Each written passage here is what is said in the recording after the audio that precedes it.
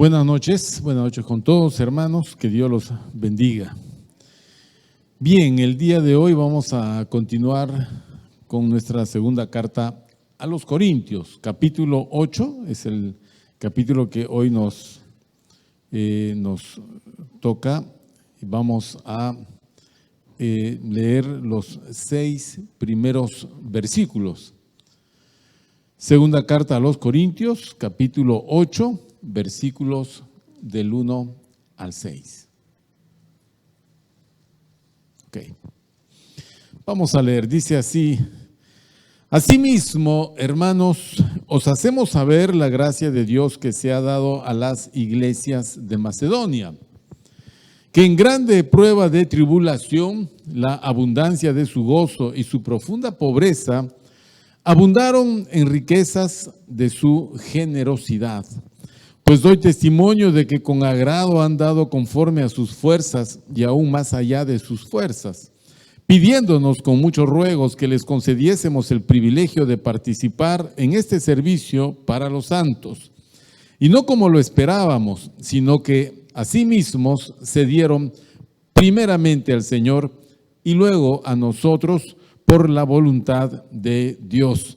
De manera que exhortamos a Tito para que tal como comenzó antes, asimismo acabe también entre vosotros esta obra de gracia. Amado Padre, gracias te damos en esta noche. Gracias por esta porción de tu palabra y por la lección que hoy vamos a aprender con tu ayuda, con tu bendición, con tu respaldo. Que tu Espíritu Santo sea el maestro en esta oportunidad, guiándonos hacia la verdad y afirmándonos en ella. Amado Padre, gracias por estos momentos y estos minutos. Te pedimos, Señor, que nos ayudes. Bendice a tu pueblo, a todos. Guárdanos y líbranos y bendícenos. En el nombre de Jesús, gracias por todo. Amén. Bueno, hace mucho tiempo, mucho tiempo, un dicho clásico en las iglesias evangélicas era que en la iglesia no se hablaba de dinero, de política, ni de sexo. Y entonces, ¿qué se tocaba? Se tocaban cuestiones, que no atañen esos 3 temas. Se consideraba muy carnal, muy complicado hablar acerca del dinero, por ejemplo, o hablar de política. Pero como ustedes saben, el tema del dinero es un tema muy importante en la vida de los creyentes. Sin dinero nosotros no hacemos nada, porque lamentablemente, por mucho que nosotros tenemos fe, pero el dinero es parte de nuestra vida, lo que se llama nuestra vida económica.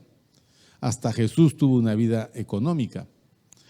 Obviamente nadie va a andar al nivel de Jesús, eso está muy difícil. Por medio de la fe nosotros resolvemos lo que el dinero no alcanza a resolver y no va a resolver nunca.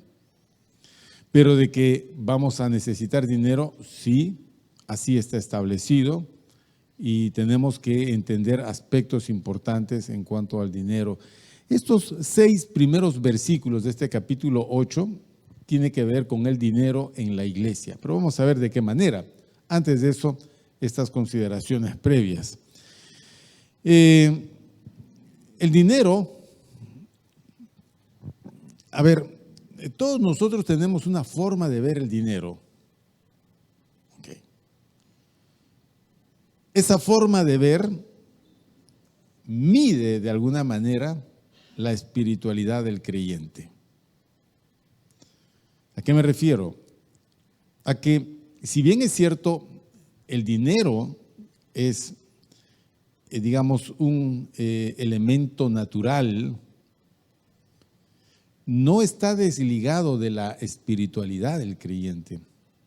Cada área de tu vida, cada cosa en tu vida está ligada a tu vida espiritual, a tu vida interior. La forma como tú veas y consideres el dinero nos va a decir más o menos cómo va tu espiritualidad. De ahí que nosotros podemos medir, por ejemplo, la generosidad o podemos medir la avaricia. que van a definir, nos van a decir cómo es nuestro mundo interior, la espiritualidad. Todo por la consideración que tenemos del dinero. Para complementar esto, decimos que el dinero no es bueno ni malo en sí mismo. No es malo el dinero, no tampoco es bueno. ¿Por qué? Porque lo que hace la diferencia es el uso que nosotros le demos al dinero. ¿Es el uso el que hace que el dinero se convierta en un problema o es el uso el que hace que el dinero se convierta en una bendición? Por ejemplo, los corruptos darán un uso diferente al dinero comparado con el uso que le den la gente buena. O sea, el problema no es el dinero. El problema será siempre el uso que nosotros le demos al dinero.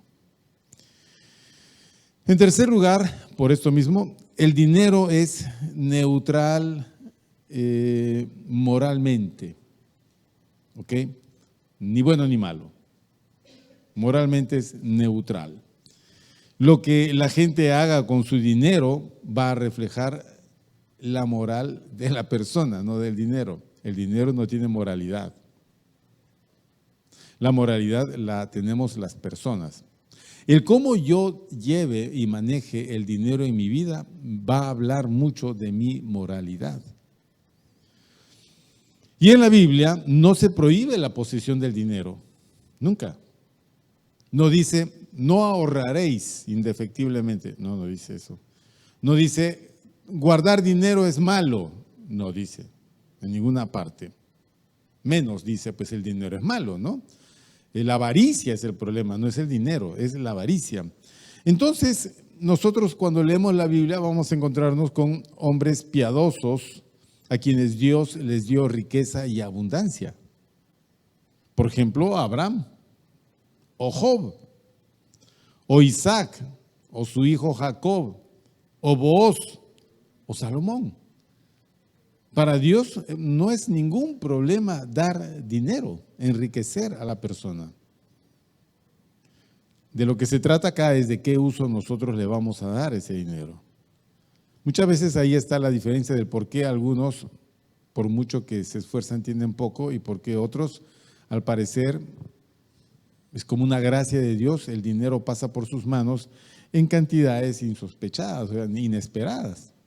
Bueno, lo que prohíbe la Biblia es justamente amar el dinero. No se puede amar el dinero. Pues el amor al dinero, nos dice 1 Timoteo, es la raíz de todos los males. El amor al dinero es la avaricia. Entonces, tener dinero no es un problema, el problema es amar el dinero. ¿Y cómo sé yo que amo el dinero? Cuando soy cerrado, soy avaro, soy tacaño, no soy generoso. Cuando cuido demasiado mi dinero o todo lo valoro en sentido monetario o ando guardando con celo como cosa primaria el dinero. Vienen exhortaciones también a favor de los, o sea, instrucciones hacia los ricos. ¿Por qué? Porque en el Evangelio uno va a encontrar cristianos con dinero y cristianos sin dinero, cristianos ricos y cristianos pobres. Entonces, o sea, en conjunto, todos los cristianos, los ricos y los que no son tan ricos, no deben de enfrentarse con el tema del dinero, sino de cómo van a manejar su dinero. Bueno, a ver, encontramos también en la Biblia cómo se debe gastar el dinero. Por ejemplo, 1 Timoteo 5:8 nos dice que el dinero debe de ser usado para las necesidades. El dinero está destinado para cubrir las necesidades familiares. Nosotros salimos a trabajar para llevar dinero a la casa. y con ello cubrir las necesidades de la familia. Ese es un uso correcto del dinero. También Romanos 13:8 nos dice que el dinero es para pagar las deudas. Algunos hermanos se endeudan y dicen, pastor, oración por mis deudas. Quieren que Dios pague sus deudas con un milagro. Pero el tal milagro nunca va a llegar. Lo que tiene que hacer es trabajar, ahorrar y pagar. El dinero es para cubrir necesidades o para pagar deudas. Es como que yo dijera, Padre, que no me llegue el recibo de la luz. Que no haya pago del recibo de la luz. No se puede, todos tenemos que pagar recibos. Hasta la iglesia paga recibos de luz, de agua, de teléfono. Y para eso requerimos, pues, dinero. Y también el libro de Proverbios, en el capítulo 21 y el capítulo 30, nos habla de que el dinero debe también de ahorrarse para el futuro. O sea, ¿ahorrar es malo? No es malo. Es más, uno siempre tiene que hacer cierta provisión del dinero. Hay que hacer una provisión, hay que guardar para situaciones futuras, para planes futuros. Los creyentes, una vez que hayan satisfecho sus necesidades básicas, dice la Biblia, deben estar dispuestos para dar dinero por causa del reino. Eso es, uno va a decir, ¡ay, qué escándalo! No, no es ningún escándalo, porque por ejemplo nosotros lo que hacemos, pagamos nuestros impuestos y tributos al Estado. Lo pagamos en las compras que hacemos, ¿no es cierto? En la gasolina que echamos al carro. Todo está grabado, todo lo que es, toda transacción comercial está grabada con dinero. Y aún la renta que uno percibe está grabada por el impuesto a la renta. Las utilidades de las empresas se graban. Bueno, entonces, ¿y para qué pagamos nosotros los impuestos? Para que el Estado tenga recursos para poder servir o cubrir las necesidades de los servicios públicos, policía, el sector público, todo lo que es el gasto público y las inversiones que se hacen, carreteras, hospitales, y todo eso es impuestos. El presupuesto de la República que se está ya realizando y que se tiene que aprobar considera financiarse por medio de los impuestos, la recaudación de los impuestos. Bueno, entonces, si y uno dice, bueno, pues que yo no quiero pagar impuestos, entonces ¿cómo quieres recibir servicios si no quieres pagar los servicios que recibes? No se puede, es como querer comer y no pagar la comida que comes. Los cristianos, cuando recibimos nuestro ingreso, dice la Biblia, debemos de cubrir nuestras necesidades y después estar dispuestos a dar para la causa del reino de los cielos. Es decir, ¿cómo obtenemos esto, por ejemplo? ¿Cómo hemos conseguido esta propiedad? ¿Cómo la iluminamos? ¿Cómo la limpiamos? ¿Cómo arreglamos? ¿Cómo conseguimos? Nadie nos regaló todas estas cosas. Bueno, esa batería sí fue una ofrenda, pero después todas las cosas, todo ha sido comprado. Nadie dijo, pastor, ¿qué les falta? Yo pongo. Es raro. Alguna vez sucede. Pero después, cuando vino la pandemia y vino el incendio de estos señores de acá atrás y se quemó todo esto y vinieron los bomberos y con la manguera, en lugar de apagar el incendio, nos volaron todo el techo, dijimos reconstrucción del local. Todos dieron en pandemia, todos. La ofrenda de reconstrucción. Entonces dijimos, en lugar de arreglar solo este techo, ¿por qué no hacemos todo el techo del salón? Hagámoslo todo. Y lo hicimos. En tiempos cuando la gente tenía pocos ingresos, pero lo que había era abundancia de generosidad. Entonces dieron y mientras no podíamos reunirnos, los hermanos acá trabajaban y arreglaron y levantaron el techo. Todo fue nuevo, la instalación eléctrica, las luminarias, los extractores, se reubicó el aire acondicionado, se cableó todo el sonido. Todo esto se desarmó totalmente y se volvió a armar, porque uno caminaba por acá y sentía como que ya se iba a caer para adentro. Todo se volvió a hacer, todo. Viene un hermano y dijo, pastor, yo le pongo la alfombra, no se preocupe. Bueno, que Dios lo bendiga, hermano. Ya está. Eso se hace con lo que uno recibe. con ese dicho que dice que a nadie le sobra la plata. ¿A alguno le sobra la plata? No. ¿Te sobra el dinero? No. El dinero nunca debe de sobrar. Siempre hay que darle un propósito. Por ejemplo, cubrir las necesidades. Y después estar dispuesto a ser generoso. Siempre generoso. ¿Por qué? Porque la generosidad es recompensada por Dios. Porque el dinero que nosotros percibimos no lo fabricamos. Es Dios el proveedor de todas las cosas. Porque Dios es el que hace llover sobre todos, sean justos o injustos. Y bueno, viene pues este gran problema del dar, ¿no? El dar en la iglesia, lo que hemos hablado. Para comprar esta propiedad, como solo era alquilada, pagamos no sé cuántos años de alquiler, como pasa siempre con los alquileres de las propiedades. Pagas, pero nunca es tuyo. Entonces la señora, la propietaria dijo: señor Cuba, pastor, ya queremos vender la propiedad, si ustedes no la van a comprar, van a tener que salir de acá. Uy, señora, ¿y ahora qué hacemos? Entonces dijimos: compremos, pero ¿cuánto quieren? Pedían una cantidad de dinero que no teníamos. O sea, la iglesia no tenía dinero para compras. Con las justas juntábamos para el alquiler. Hasta que el hermano, creo que fue el hermano Javier Romero me dijo: pastor, ¿por qué no es un plan? A ver, explícame, Javiercito. Haga un plan que se llame Plan Mi Iglesia. Póngale un diseño y póngale un color. Y luego haga una reunión de todos los hermanos y solicite socios para ese plan, para una cuota inicial. Bueno, así lo hicimos. Y los que vienen desde esa época saben que todo esto funcionó a la perfección. ¿Y en qué consistía? En recaudar ofrendas. Eso fue. Enseñarle al pueblo que si queremos algo tenemos que dar.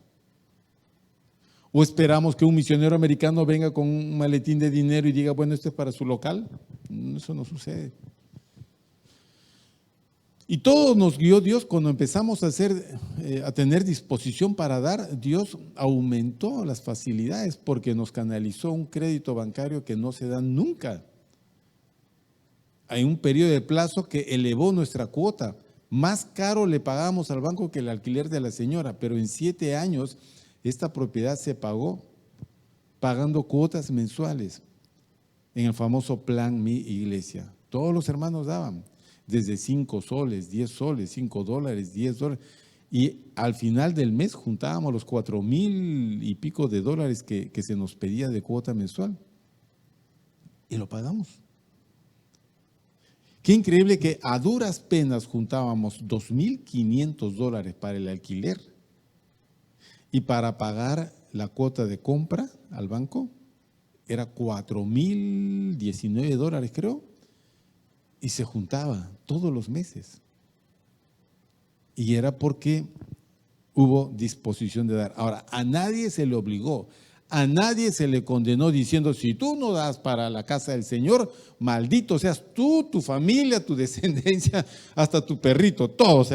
No, nunca, jamás. Eso es imposible. Porque Dios nunca nos llamó a maldecir a la gente, sino a bendecirla. Entonces, lo que se enseñó fue que el dar no es una obligación. Nadie se sienta obligado a dar. Dar es un privilegio. Siempre es un privilegio. El dar, lo que fuere, es un privilegio. Y mucho más cuando está involucrado el reino de los cielos. Porque a través del dar, que es la generosidad de la persona, esto sirve como un canal por medio del cual Dios lleva las bendiciones a su pueblo. Si esta iglesia no hubiera dado, nosotros no tendríamos este local. Hubiéramos tenido que irnos a buscar un local más pequeño, más complicado y siempre en alquiler. Pero como todos se comprometieron, los socios del Plan Mi Iglesia se comprometieron, entonces todos mostraron generosidad, se sintieron privilegiados de dar. Habían hermanos que entraban a mi oficina y me decían, pastor, nosotros con mi esposo estábamos juntando el dinerito para comprar nuestro terreno, pero sabemos que cómo podemos pensar en nuestra casa si el Señor no tiene una casa acá. Así que aquí hemos traído nuestros ahorros. Y agarraban así y pum, lo ponían sobre la mesa. Yo le decía, ¿está usted seguro de lo que está haciendo? Sí, pastor. Bueno, que Dios los bendiga. Le voy a traer un sobre, por favor, llenen la boleta y lo van a depositar en ese buzón. Otra hermana vino y me dijo, su hijo había fallecido en un accidente. Y un accidente de moto. Y un abogado le dijo, el SOAT te debe de pagar una indemnización por el fallecimiento de tu hijo. Yo te lo voy a sacar. Así que se lo sacó y la hermana me dice, y aquí tengo el dinero, o sea, me dieron el dinero y yo dije, si nos quedamos sin iglesia, ¿a dónde se irán los hermanos? Y yo ya no voy a llegar porque ella vive lejos. Entonces he traído, pastor, el dinero para la casa del Señor. ¿Lo ha traído? ¿Lo tienes ahí? Sí, me dijo, aquí lo traje y metió la mano, no sé por dónde y sacó. Dijo, aquí está. Pudo haber dicho, esto es para mí, es lo que mi hijo, todo lo que tú quieras, pero su corazón fue movido a la generosidad. Y por medio de esa generosidad, sumada a la generosidad de todos, es que se pudo juntar el dinero. Fíjense que no juntamos todo, porque necesitábamos una cantidad para la cuota inicial que no alcanzábamos. Porque la cantidad de dinero de la compra era grande. Entonces, como yo le dije a la señora que no alcanzábamos porque el monto era $450,000 y nosotros con las justas llegamos a 90,000 de inicial, la señora me dijo, qué pena, pastor, ese local es para ustedes, pero qué pena.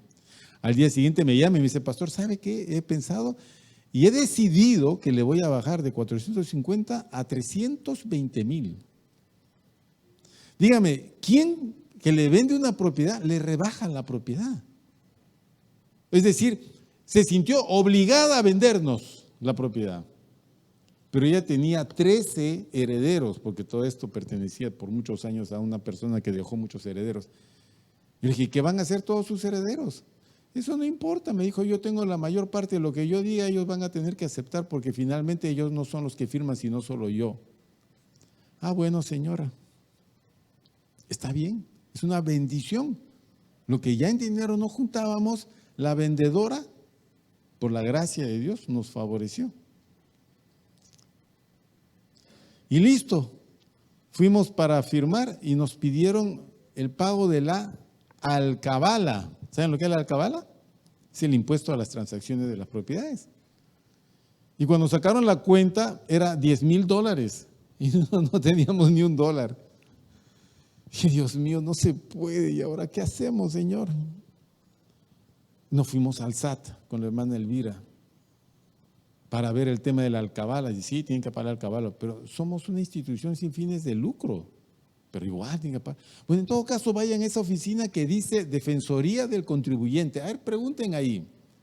No metimos a la oficina y le explicamos el problema al empleado que estaba ahí. Y dijo, no, vamos a hacer una solicitud al SAT pidiendo la exoneración del pago de la alcabala porque ustedes son una institución sin fines de lucro. Esperemos que los abogados de allá arriba se lo aprueben. Así es que el chico tipió el asunto y nos firmamos y lo entregamos.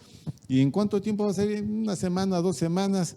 Así que le rogamos a la vendedora que nos espere la semanita, al del banco también, y hasta que me llamaron por teléfono y me dijeron, ¿el pastor Ángel Cuba? Sí. ¿Soy representante legal? Sí. Por favor, venga a recoger, ya salió la resolución de su solicitud.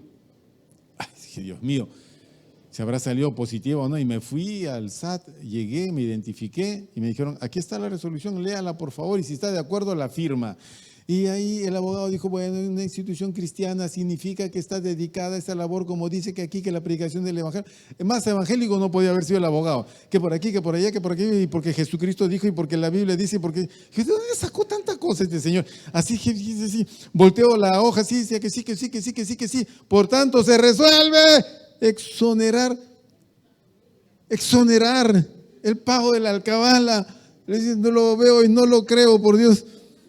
Y me dijo, ¿está usted de acuerdo? Por supuesto. Firme entonces, señor. Firmé, me entregó la copia, fui corriendo con eso a la notaría y la entregué. Lo que no alcanzamos en dinero, lo alcanzamos en favor de Dios. Todo eso produce la generosidad. Todo eso produce la generosidad. Y no solo eso, les voy a seguir contando.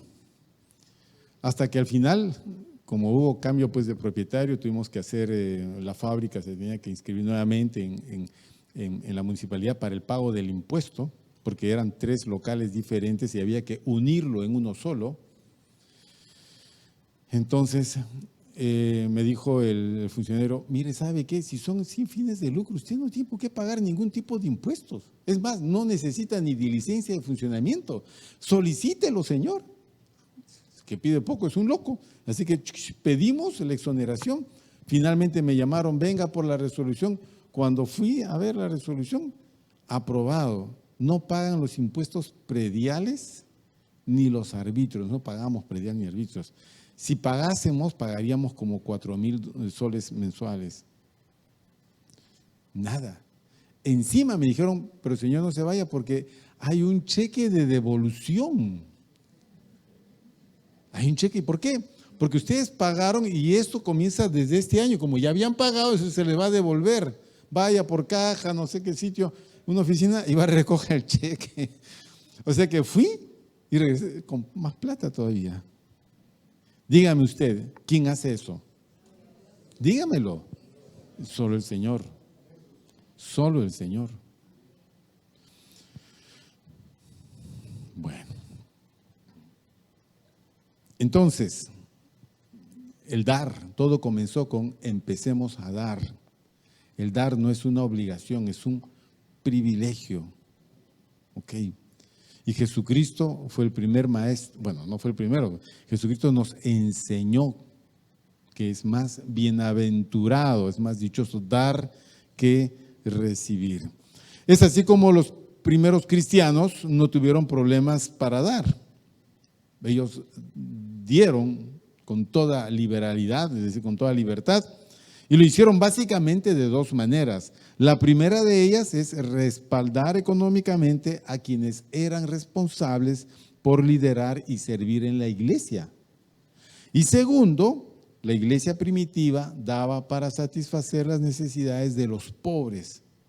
De allí viene el tema de la colecta pública, que es el texto que hemos leído, el que hemos enseñado en la primera carta a los Corintios y vamos a seguir viendo un poquito más adelante. La colecta en la iglesia. Ustedes han visto que cada servicio nuestro termina con el recojo de ofrendas. Esa es la colecta. Colectamos, recogemos la generosidad de las personas. Quien no está dispuesto a dar, no da. Nadie lo mira feo por eso. No es nuestro problema. ¿Ok? Pero si está dispuesto a dar, entonces debe de dar. Y preguntan, ¿y cuánto doy? ¿Cuánto tengo que dar? Lo que el corazón tuyo determine dar, entendiendo el principio. ¿Cuál es el principio?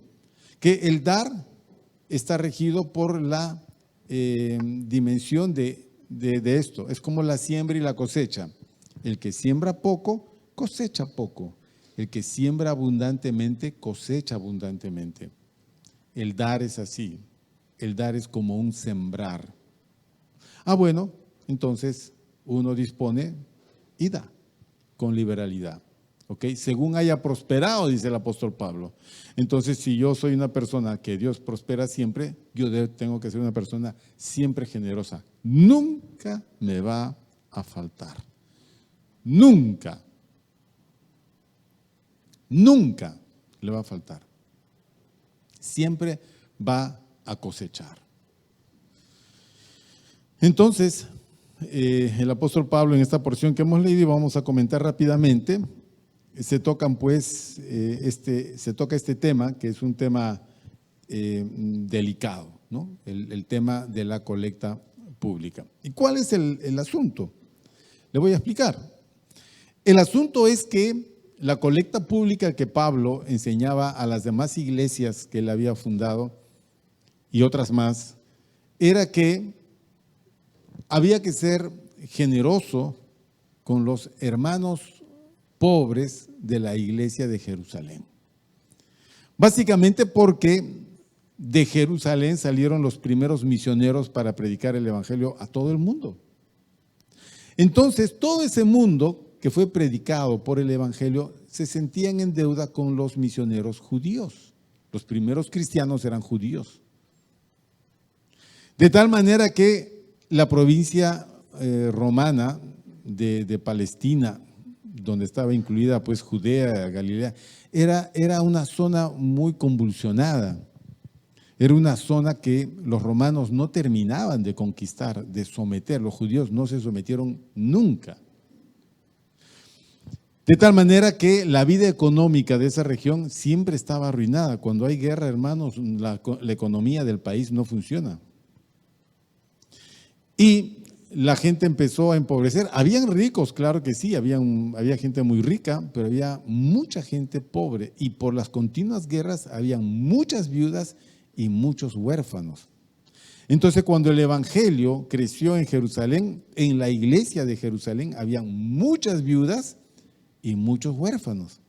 En esos años las viudas no eran sostenidas por nadie. Las familias muy rara vez recogían a sus viudas y a los huérfanos. Normalmente las viudas tenían que ver cómo hacer para volverse a casar o mendigar en las calles. Y los huérfanos igual, o eran vendidos como siervos o esclavos, o sencillamente iban con sus madres al mismo destino, a mendigar. Cuando el evangelio alcanza a estas personas, la necesidad en Jerusalén, en la iglesia, era tal que había prácticamente hacer olla común todos los días para que la gente pueda comer. Pero si nosotros quisiéramos hacer una olla común, a ver, para 100 personas, imagínense, todos los días, ¿cuánto dinero necesitaríamos?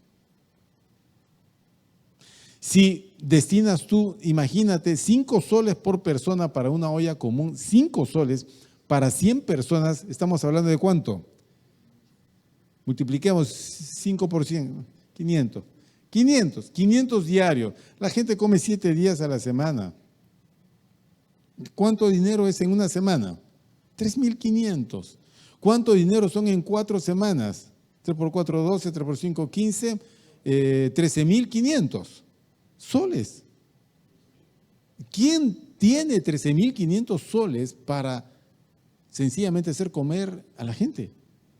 Bueno, la iglesia de Jerusalén tenía esa necesidad, tenía que atender a las viudas, a los huérfanos y a mucha gente pobre.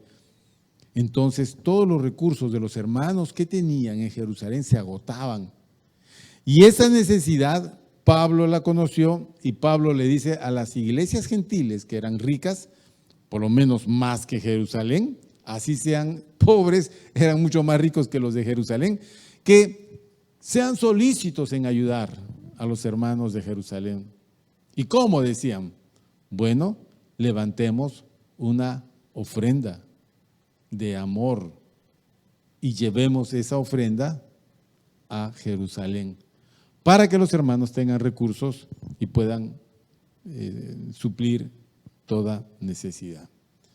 Entonces, acá en esta iglesia a los corintios, Pablo les había enseñado, tenemos los textos de la primera carta, pero en esta segunda carta, como nosotros ya hemos visto el tema de los problemas que hubieron en Corinto, ¿se acuerdan ustedes los muchos problemas de esta gente que rechazó a Pablo?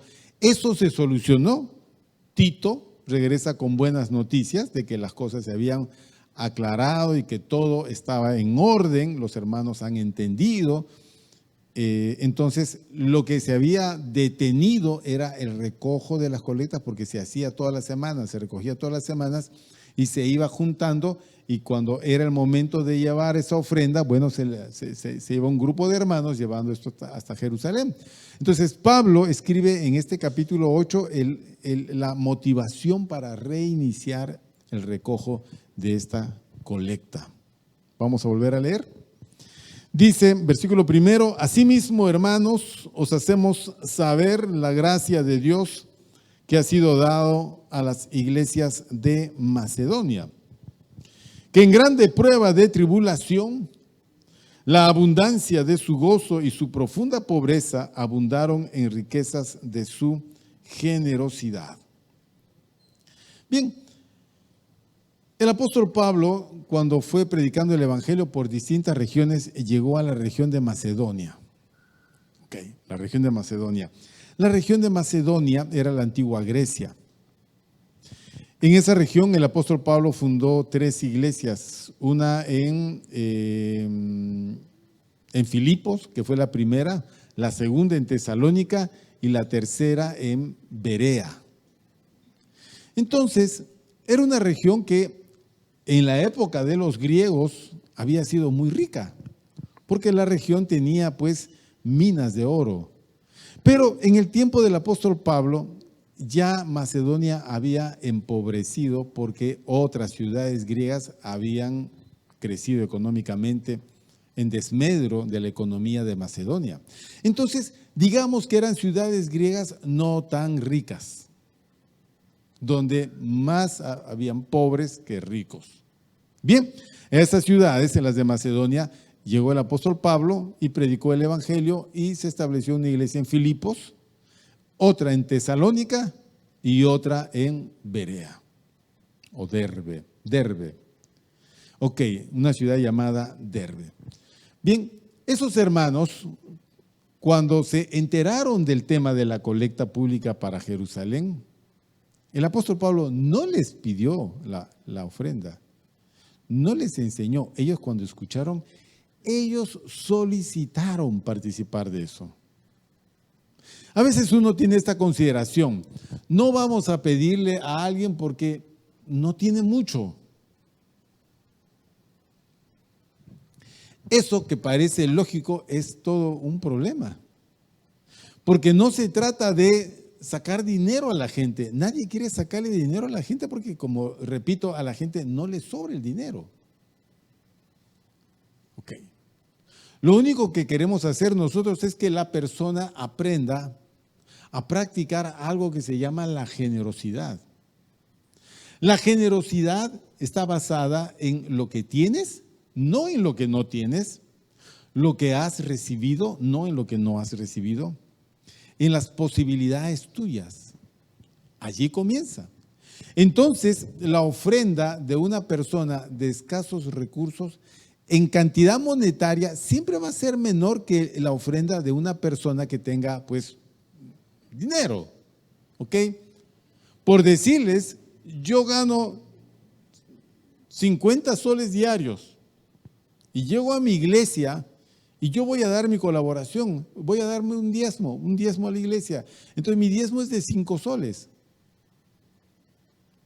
Pido mi sobrecito, pongo mi nombre, Ángel Cuba, mi DNI y pongo mis 5 soles. Ese es mi diezmo de hoy. Bueno, no lo hago diario, lo hago a la semana, el día domingo, entonces son 25 soles o 30 soles. Pero al costado mío hay otro hermano que trabaja, es un profesional, no sé pues qué clase de profesional, y él percibe un ingreso sumado de aquí y de acullá y de más allá, unos 15,000 soles. Y él es generoso y dice, yo voy a dar, porque yo siento que Dios me bendice. Entonces, él va a dar también la 10ª parte como su colaboración, entendiendo el principio. Entonces, ¿cuánto sería su diezmo? 1,500. Mientras que el mío sería, ¿cuánto era el mío?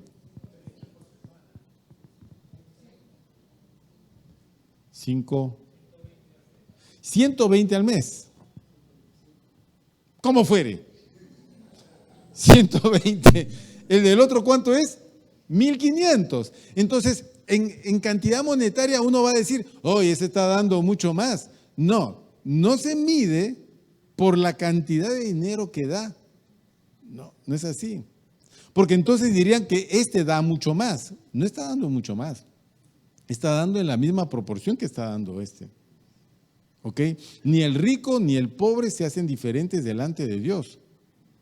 Resulta que yo no sé por qué razones yo no puedo sacar más que 50 soles diarios. Quizás porque mi vida, bueno, ha sido reducida a un trabajo muy manual. No, yo no he estudiado, mis padres no me ayudaron, no me educaron, o yo me hice solo, yo me vine de la sierra aquí, yo lavaba carros. Ya, ese es mi ingreso, ¿ok? Mientras que el otro señor sí tuvo otra situación. Sus padres lo ayudaron, lo educaron, mandaron a la universidad, se hizo profesional y todo lo que tú quieras. Entonces, la realidad mía es diferente a la realidad de él. Bueno, como quieras. El asunto es que delante de Dios ninguno de los dos somos diferentes. Porque Dios tiene bendición para uno como para el otro. Nunca vas a encontrar a alguien que lave carros que gane 2,000 soles diarios. Salvo que le laves el carro a Donald Trump. Y no creo que Donald Trump, por lavar su carro, te dé 2,000 soles o $2,000. Ese no creo que te dé ni $2. Es obvio. Porque no lo vale, es un trabajo que no vale más que eso. Dando a entender que si yo quiero superarme económicamente, yo debo de invertir, debo de procurar elevar mi capacidad. Es decir, 1 hectárea y 10 hectáreas. Si yo siembro papas en 1 hectárea y siembro papas en 10 hectáreas, obviamente que la de 10 hectáreas va a producir más cantidad de papas. Eso es lo que está pasando acá. Pero delante de Dios no se mide la cantidad de dinero. Lo que se mide es el corazón de la persona. Es lo que vimos el domingo en el primer turno con Caín y Abel, la ofrenda de cada uno. Yo estoy dando lo que es justo y el hermano está dando lo que es justo. Entonces, los dos estamos dando igual, así el otro esté dando en cantidad monetaria mucho más. Mi ofrenda no es menospreciada por Dios porque es poco a comparación del otro. Ni el hermano tiene más valor en la iglesia porque su ofrenda o su diezmo es mucho mayor. No. No es por el dinero, es por el corazón. Es el corazón el que define. Ahora, yo soy el de acá y digo, bueno, yo gano 15,000 soles mensuales y doy 1,500 soles de diezmo. Me parece un poco muy poco porque finalmente yo no, o sea, puedo vivir con toda esa cantidad de dinero como yo puedo hacer reajustes y vivir con menos, ¿no? No porque yo tenga mucho dinero, todo ese dinero me lo voy a echar encima. Es un poco ilógico el hecho de que porque tengo dinero empiezo a gastar por aquí, empiezo a gastar por allá y empiezo a comprar cosas absurdas y locas y empiezo a hacer renovación de cosas cuando estas cosas ni siquiera han caducado o se han acabado. Uno tiene que ser sabio, entonces uno debe de vivir decentemente y cubrir sus expectativas económicas con decencia, con equidad. Y el problema es ¿qué hago con el resto? Tengo que ahorrar o invertir. ¿Ok? Ahorrar o invertir. Pero si ahorro, ¿para qué voy a ahorrar? Como dije al principio, hay que darle propósito a ese ahorro. Voy a ahorrar porque voy a comprar un carro, una casa o lo que fuere. O voy a invertir. Bueno, puedo invertir no sé, en algunos negocios, yo no lo sé. Pero lo que nos enseña acá Pablo es que la mejor inversión que podía hacer una iglesia y los miembros de esa iglesia es en el reino de los cielos. ¿Y cómo invierto en el reino de los cielos? Cuando practico mi generosidad básicamente a la necesidad. Para estos hermanos la necesidad era la pobreza de los hermanos de Jerusalén. Esa gente se moría de hambre. Entonces, las iglesias de Macedonia, que no eran muy ricas, eran más pobres, decidieron hacer la colecta y le solicitaron a Pablo. Nosotros queremos participar, hermano. Pablo en un principio no había pensado en pedirles a ellos la participación porque sabía que eran hermanos que estaban pues pasando por situaciones bien complicadas. Miren, vamos a leer versículos 1 y 2. Dice otra vez: asimismo, hermanos, os hacemos saber la gracia de Dios que se ha dado a las iglesias de Macedonia, que en grande prueba de tribulación, estando ellos en medio de muchas dificultades, la abundancia de su gozo y su profunda pobreza abundaron en riquezas de su generosidad. Es decir, ¿qué gente más extraordinaria que estando en dificultades diversas, ellos nunca se desanimaron, siempre mantenían su gozo, su contentamiento. Y a pesar de su profunda pobreza, dice el apóstol Pablo, ellos abundaron en generosidad, en mucha generosidad. Versículo 3. Pues doy testimonio, dice Pablo, de que con agrado han dado conforme a sus fuerzas y aún más allá de sus fuerzas. Entonces, uno es así. A ver, uno, si quieres andar en fe, tú siempre tienes que poner el siguiente paso de fe un poco más allá. Y siempre un poco más allá. Nunca, fe ya no es aquello que tú ya alcanzaste, que no es ningún problema tenerlo. Fe es algo que tú miras que quieres alcanzar y te esfuerzas por alcanzarlo. Entonces, yo con mis 50 soles diarios separo mis 5 soles. ¿Ok? Entonces, me pongo a pensar y digo, pero dar 6 soles no me va a hacer más pobre, pero sí va a ensanchar mi corazón en generosidad. Entonces doy un poco más allá de mis posibilidades. Y eso es lo que un cristiano tiene que hacer, como las iglesias de Macedonia. Dar conforme a sus fuerzas y aún más allá de sus fuerzas. Es decir, que cuando ya no puedes más, tienes que esforzarte para seguir más allá. Bien puedes estudiar para el 11 o para el 15 o para el 20. Igual son notas aprobatorias. Pero si puedes hacerlo para el 18 o el 20, esfuérzate. Y no te conformes con lo mínimo. En cuanto al tema de la generosidad, los cristianos no debemos de conformarnos con lo mínimo, sino siempre debemos de retarnos. Siempre. Todo el mundo critica pues a las iglesias evangélicas por el recojo de dinero, pues no critican a la Bacchus y Johnston cuando hace cerveza y embriaga a medio país. Ahí no les critican, ¿no es cierto? No critican a todo a la cantidad de casinos que hay y cómo arruina económicamente a mucha gente, especialmente jubilados que sacan el dinero del banco y terminan allí gastando todo el dinero y no llevan nada a la casa.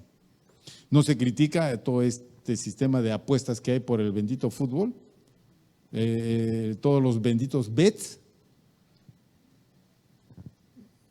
ajuste con garra, el latido del corazón. O sea, nos han metido el asunto de que apostar es eso. O sea, el que no apuesta no gana, dicen, y todo se mueve en base a eso. No. Eso no se critica. ¿Y tú sabes cuánto dinero se mueve ahí? Se mueve un montón de dinero. Pero sí le ponen el ojo a las ofrendas y los diezmos de las iglesias y consideran que eso es más inmoral que lo otro. Yo he visto a muchas personas llegar a los pies de Cristo con una mano adelante y otra atrás. Y después de unos años son otras personas. Son profesionales o han progresado económicamente, laboralmente. Dios nunca les ha fallado. ¿Por qué? Porque detrás de la generosidad está Dios respaldando. Porque el principio es de Dios. Bueno, eso es lo que entendieron estos hermanos de Macedonia. Y a pesar de que pasaban dificultades, nunca se desanimaron Y a pesar de su profunda pobreza, ellos siempre abundaron en su generosidad, siempre. Nunca se quedaron cortos. Nunca diga no tengo que dar, lo cual no es cierto.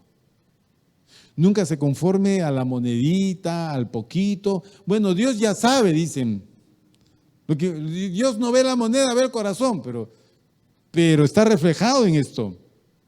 Es como yo veo el dinero, cómo se juzga mi espiritualidad. Si Dios quiere, a ver, si un corazón generoso no da poco. Un corazón generoso se da. La persona generosa no mide, da, sencillamente da. Y estos hermanos hicieron eso.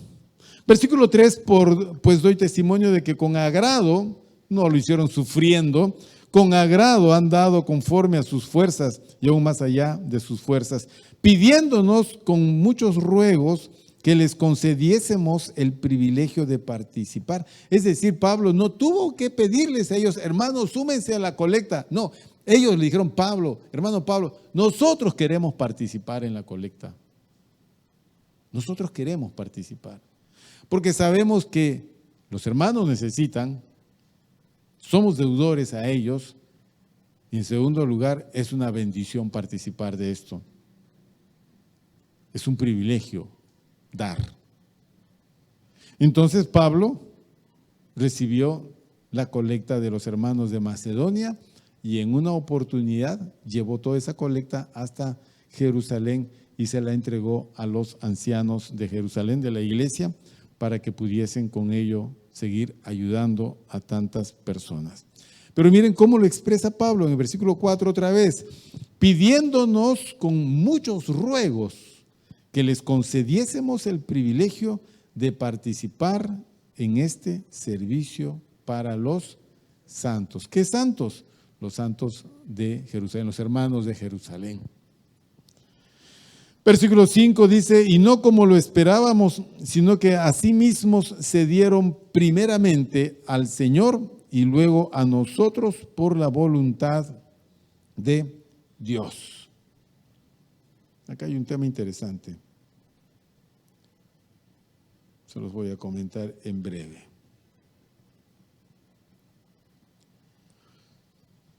Lo curioso es que los donantes, los que dan, son los que le piden a Pablo que se les permitiera hacer su donativo, ¿no? Su ofrenda. Ya hemos dicho que normalmente es al revés. Okay, es uno pidiéndole a la congregación, enseñando a la congregación.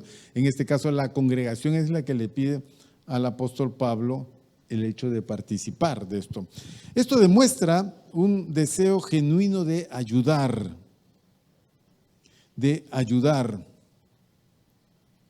Y esta expresión de ayuda fue hecha más allá de las expectativas de Pablo. Pablo nunca había esperado que los hermanos de Macedonia pudiesen esforzarse en esto de la manera como lo hicieron, pues su entusiasmo estuvo primero dirigido al Señor. Solo lo hacemos por el Señor. Yo estoy parado acá no porque me pagan un sueldo, ¿ok? Es porque yo recibí el llamado del Señor para hacer esto y en el tiempo en que me llamaron a hacer esto yo no recibía un sueldo. No lo recibí en mucho tiempo. No fue por sueldo. Porque en el ministerio, si usted se da cuenta, la mayoría de los pastores en el ministerio, todos pasan penurias. Eso de que el pastor se la lleva a toda, ese es un mal dicho. Eso no es así. Si yo me la llevase toda, no tendría en este local. Y no tendría nada, no tendríamos absolutamente nada. Lo primero que uno tiene que hacer es darse al Señor. Primeramente al Señor. Todo esto lo hacemos por causa de Cristo. Nadie debe de sentirse forzado en dar, ni un sol, ni 10 céntimos. Uno tiene que sentir que es un privilegio dar. Nunca es forzado. Y el apóstol Pablo fue el receptor de su gratitud por los dones espirituales que habían recibido de él. El apóstol Pablo fue considerado como el receptor de todo esto, dado que Pablo fue el pastor de ellos, el que les enseñó todas las cosas, el que les ayudó en todo tiempo. Y por esa razón los macedonios se dirigieron hacia Pablo y le dijeron: queremos ayudar, queremos, por causa del Señor, hermano Pablo, queremos que ustedes reciban esta ofrenda para los hermanos santos de Jerusalén. Bueno, versículo 6, de manera que exhortamos a Tito para que tal como comenzó antes, así mismo acabe también entre vosotros esta obra de gracia. Y como lo que pasa es que Tito está en Corinto, ¿ok? Tito está en Corinto y el Pablo envía la carta diciendo: esperamos que ahora Tito, que está con ustedes, aquella colecta que se empezó y se detuvo por los problemas, continúe, se siga recogiendo para que en un determinado día pueda ser llevada esta ofrenda hacia los hermanos de Jerusalén. Es así como funciona este tema del dinero en la iglesia. Es así. La iglesia no es un negocio. No es un negocio. La iglesia no produce renta. La iglesia, todo lo que entra, todo se consume. No entra mucho. No voy a decir que entra poco. No entra poco. Dios es tan fiel que siempre ha ingresado según la necesidad de esta iglesia. Y así va a ser siempre. Por ejemplo, nosotros tenemos un reto que es este local, es el local del costado. La casona que está al costado. ¿Cuál es el reto? Es adquirir esa casona. Pero para adquirir esa casona nosotros necesitamos entrar en un tiempo. El tiempo del Señor. Y en el tiempo del Señor, los planes del Señor prosperan y florecen. Propietario de esa propiedad es el grupo Interbank, básicamente la Universidad UTP. Lo quisieron vender en $750,000. Por supuesto, nadie les compró. En segundo lugar, con la SUNEDU ya no hay negocio en la educación. Si la universidad del frente la han cerrado. Entonces ese local tampoco es para una empresa. Ninguna empresa necesita un local tan grande. Más si todo se hace ya vía internet, no necesitan casonas de ese tipo. Entonces, ¿a quién creen ustedes que le favorece esa casona? A nosotros. Somos los únicos vecinos interesados en esa casona. Bueno, también los cachineros y todos ellos que se metieron a la casona y no sé qué cosas hicieron, saquearon la casona esa y la malograron. Tan es así que vino a la universidad y cerró con ladrillos y cemento todos los accesos, como diciendo: aquí esperaremos. Bien, ¿y nosotros qué esperamos? Porque el proyecto es este. Teniendo esa casona, en esa casona no se puede derribar porque es zona histórica, esto es zona monumental, no se puede. La casona solamente se restaura, se arregla y ahí están todas las oficinas y todas las aulas. Desde el local de la escuela todo esto se tira abajo y se hace el auditorio. Y tenemos el local institucional de la iglesia y aquí su auditorio. Bien, ¿quién lo va a hacer? Bueno, tenemos que hacerlo nosotros. ¿Cómo lo vamos a hacer? Siguiendo los principios de generosidad. Si usted cree, bueno, los señores de la UTP pueden venir y tocarnos la puerta y decir: ya, ¿quieren ustedes quedarse con ese local? Pues uno puede soñar y decir: pues sí, hasta Dios puede hacer eso. Yo sé que hasta Dios puede hacer eso. No es que hasta Dios, sino el único que podría hacer eso es Dios. Pero eso no va a suceder así. Por ejemplo, ¿se acuerda usted de Balaam? No sé si habrá leído el texto de Balaam. La burra que montaba Balaam. ¿Se acuerda? El pasaje. No se acuerda. Hay un personaje en la Biblia que se llama Balaam. Ok. Balaam iba a maldecir al pueblo del Señor, iba en la mula y iba a pasar por un camino y el ángel del Señor se puso delante de la mula y Dios le permite a la mula ver al ángel, pero Balaam no veía al ángel. Entonces la mula lo que hace es evita, porque sabe que el ángel va a matar a Balaam. Pero como Balaam no entiende lo que está haciendo la burra, le pega y la vuelve a poner en el camino. Entonces la mula va por el otro lado y aprieta el pie del profeta, del mal profeta en el muro, y el otro le vuelve a pegar. Entonces la mula voltea y le dice: ¿por qué me pegas? ¿Usted alguna vez ha escuchado hablar a una mula? ¿Por qué me pegas? 2 veces te he salvado la vida, porque no sabes quién está ahí adelante. La mula le habló y le descubrió todo. Pero, ¿los burros hablan? No. Podrás recorrer todo el Perú y no vas a encontrar ningún burro que hable. Yo sé que Dios puede hacer hablar a los burros, pero no vas a encontrar ningún burro que hable, porque no hay necesidad de que los burros hablen. ¿Tú crees que la universidad no puede venir, tocarnos la puerta y decirnos: ¿quieren ustedes el local? Sí, Dios lo puede hacer, pero no lo va a hacer. Si Dios ve por necesario que eso se haga, Dios lo va a hacer. Pero hasta ahora el camino es todos con generosidad. Y para que eso funcione, el corazón tiene que estar dispuesto. El corazón de este pueblo tiene que estar dispuesto. Eso no se compra con dinero, eso se compra con generosidad. Ok. Cuando cada uno se prueba a sí mismo y estira su fe y dice: lo vamos a comprar. ¿Cuánto necesitamos? Bueno, necesitamos tanto. Juntemos, hermanos. Vamos a juntar. Juntemos. Y listo. Y yo le aseguro que en la generosidad, ahí está la abundancia. No importa la tribulación que estés pasando, el asunto es que mantengas tu gozo. Y aunque estés en profunda pobreza, vas a abundar en riquezas de generosidad, como hicieron los hermanos de Macedonia. Así que consideremos esto. Cuando veamos el tema del dinero en la iglesia, no es un negocio. Nadie se lleva nada. Solo es la práctica de un privilegio, de un principio que se llama dar y recibir. Si no das, no recibes. Si no eres generoso, no prosperas. Ese es el ejemplo que el apóstol Pablo les enseñó a estos hermanos de los Corintios. Es el ejemplo que nosotros aprendemos en esta noche también. Amén, hermanos. Eso es todo. Vamos a orar, vamos a cerrar nuestros ojos.